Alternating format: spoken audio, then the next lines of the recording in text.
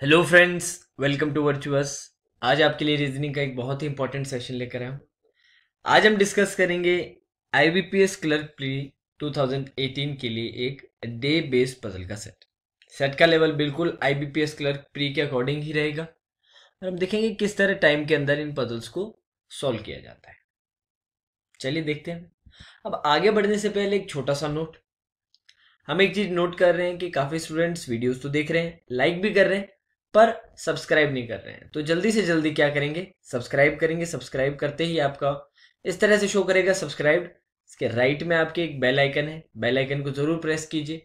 इसको प्रेस करने से क्या होगा कि जब भी हम कोई नया वीडियो अपलोड करेंगे तो उसका डायरेक्ट अलर्ट, डायरेक्ट नोटिफिकेशन आपको मिल जाएगा। तो भूलिएगा नहीं, सब्सक्राइब और बेल आइकन को जरूर प्रेस करिएगा। चलिए अब हमारे ओरिजिनल सेशन पे आ जाते हैं। जैसे कि मैंने कहा था, डे बेस्ड पजल हम डिस्कस करेंगे फॉर आईबीपीएस क्लर्क प्री 2018। तो क्वेश्चन आपके सामने है। सबसे पहले क्वेश्चन पढ़ लेते हैं, क्या बोला गया। 7 persons ABCD have weekly off on different days of the week starting from Sunday। चलिए एकदम सिंपल सी बात बोलिए। संडे से स्टार्ट करते हुए 7 लोगों का सातों दिन एक एक दिन ऑफ रहेगा, ठीक है, काम से। तो संडे से स्टार्ट करते हैं, नेक्स्ट क्या आएगा, मंडे आ जाएगा, फिर क्या आ जाएगा आपका, ट्यूसडे आ जाएगा, फिर आ जाएगा आपका वेंसडे, देन थर्सडे, फिर फ्राइडे और फाइनली आपका आ जाएगा सैटरडे। चलिए बना लेते बिना टाइम वेस्ट किए, जल्दी से बनाएंगे।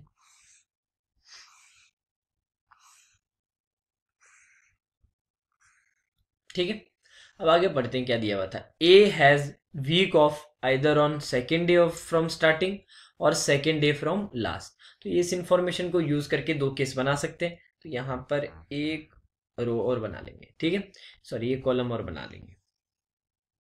एक तो गया जिसमें स्टार्टिंग से सेकंड पे ए होगा, तो स्टार्टिंग से सेकंड कौन सा, मतलब मंडे। और दूसरा केस कौन सा होगा, जिसमें लास्ट से सेकंड पे होगा, तो लास्ट से सेकंड मतलब फ्राइडे को।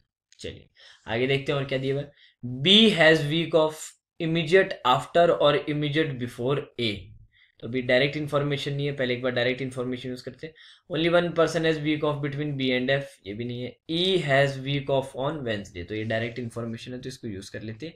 ई has direct week off on, C doesn't have off before E, more than 3% of 2 persons between E and G, दो लोग हैं बिटवीन E और G के, तो ये तो लास्ट में आएगा या फिर स्टार्टिंग में आएगा, तो ये देख लेंगे। चलिए अब इंफॉर्मेशन देखना स्टार्ट करते हैं। B has week off immediate after और इमीडिएट बिफोर ए, या तो ए से जस्ट पहले या ए के जस्ट बाद।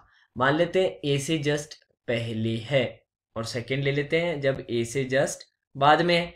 ए से जस्ट पहले है, ए से जस्ट बाद में है। चलिए आगे बढ़ते हैं, क्या दिया हुआ था। Only 1 person has week off between B and F, B और एफ के बीच में एक ही पर्सन रहेगा। तो देख लेते हैं क्या हो सकता है, बी और एफ के बीच में सिर्फ एक ही पर्सन रह सकता है। तो क्या है, बी यहाँ है तो एफ कहाँ आ जाएगा, यहाँ पर आ जाएगा, आएगा नहीं आएगा, बिल्कुल आ जाएगा। चलिए अब बी यहाँ है तो एफ कहाँ आ जाएगा, यहाँ पर आ जाएगा, कोई प्रॉब्लम नहीं। सी डजेंट हैव ऑफ बिफोर ई, ई से पहले नहीं है, मतलब ई के बाद ही आएगा सी, कोई प्रॉब्लम नहीं है। यहाँ पर भी केस 2 में भी ये सेट कर लेते हैं, बी है तो एफ, बी है तो एफ, कोई प्रॉब्लम नहीं है। चलिए और क्या दिया हुआ था,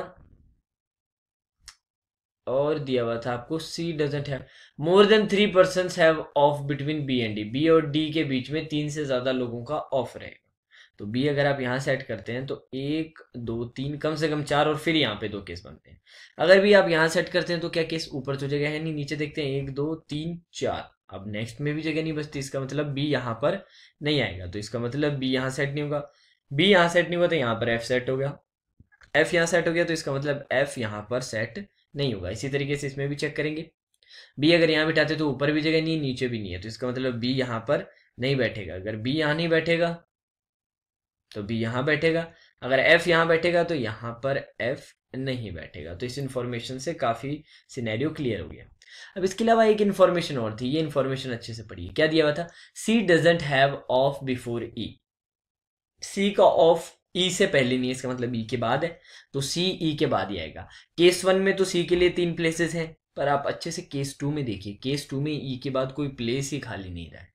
कोई भी प्लेस आपको खाली नहीं दिख रहा है, तो इसका मतलब केस 2 तो हो गया आपका एलिमिनेट, केस 1 ही बचा है। अब इसके अलावा और क्या दिया हुआ था, और दिया हुआ था आखिरी देखिए 2 पर्सन बिटवीन ए एंड जी, और जी के बीच में दो लोग आएंगे, तो एक दो छोड़ा, यहाँ पर आ गया आपका जी। ऊपर तो ऑलरेडी फिल्ड हो चुका है तो ऊपर नहीं भर पाएंगे। अब यहाँ पे 2 जगह बचती है। अब इसके अलावा एक इन्फॉर्मेशन और गिवन थी, कौन सी, जल्दी से पढ़िए। More than 3 person have off between B and D, 3 से ज्यादा लोगों का ऑफ रहेगा बी और डी के बीच में, तो कम से कम 4 होने चाहिए, तो 1 2 3 4, मतलब डी यहाँ पर आ सकता है। इसके अलावा डी यहाँ भी आ सकता था, पर यहाँ पे ऑलरेडी जी सेट हो चुका है। अब एक ही प्लेस बचा है, एक ही पर्सन बचा है, कौन सा, सी, तो ऑटोमेटिकली सी यहाँ सेट हो जाएगा। ये आपका पूरा का पूरा ऑर्डर आ जाएगा। तो बेसिकली 2 केस बनाने थे। केस बनाने के बाद फर्दर आपको थोड़ा सा केस बनाने की जरूरत पड़ा बी और एफ में, जो जस्ट नेक्स्ट इन्फॉर्मेशन से एलिमिनेट हो गया। केस 2 आपका सी डजेंट हैज ऑफ बिफोर ई से एलिमिनेट हो गया, और उसके बाद तो आपने अकॉर्डिंगली बना लिया। ठीक है, आई होप आपको सेशन अच्छा लगा हो। इजी टू मीडियम लेवल की पजल थी, डे बेस्ड पजल थी, आईबीपीएस क्लर्क लेवल की पजल थी। 3 मिनट का मैक्स टाइम आप खुद को देंगे और कोशिश करेंगे इसे सॉल्व करने का। 3 मिनट से अगर ज़्यादा लग रहा है, इसका मतलब कुछ ना कुछ प्रॉब्लम है। ये अंडर 3 मिनट्स होने वाली पजल थी। अगर आप इतने टाइम में इसको सॉल्व कर पाते हैं तो बहुत अच्छा, अगर नहीं तो इसका मतलब अभी और प्रैक्टिस की ज़रूरत है। जैसे कि मैंने स्टार्टिंग में ही आपको बोला था, अभी तक अगर आप सब्सक्राइब नहीं कर पाए हैं तो सब्सक्राइब कीजिए।